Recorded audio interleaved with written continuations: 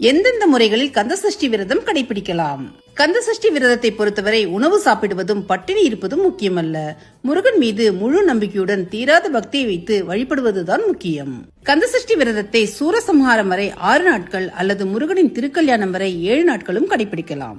அவரவர் உடல்நிலைக்கு ஏற்ப பல வகையான முறையில் விரதத்தை கடைபிடிக்கலாம். பட்டினி விரதம் காலை, மதியம், இரவு என ஏதாவது ஒருவேளை அல்லது இருவேளை உணவு எடுத்துக்கொள்ளாமல் பிற வேளைகளில் எளிமையான உணவை உட்கொண்டு விரதத்தை கடைபிடிக்கலாம். உப்பில்லாமல் கடைபிடிக்கும் விரதம். விரத நாட்களில் உப்பு இல்லாமல் உணவுகளை எடுத்துக்கொண்டு விரதத்தை கடைபிடிக்கலாம். காய்கறி விரதம். மற்ற உணவுப் பொருட்களை முற்றிலுமாக தவிர்த்து காய்கறி மற்றும் கீரை வகைகளை மட்டுமே உட்கொண்டு விரதத்தை இருக்கலாம். பால் விரதம். சுவாமிக்கு அபிஷேகம் செய்த பாலை மட்டுமே இருவேளையும் குடித்து விரதம் இருக்கலாம். பாலும் பழமும் விரதம். 3 வேளையும் முற்றிலுமாக உணவை தவிர்த்து பால் மற்றும் பழங்களை உட்கொண்டு விரதத்தை கடைபிடிக்கலாம்.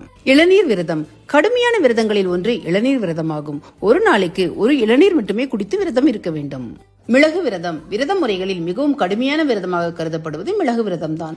பால், பழம் என எந்த வகையான உணவையும் உட்கொள்ளாமல் தண்ணீருடன் வெறும் மிளகை மட்டுமே உட்கொள்வது இந்த விரதமாகும்.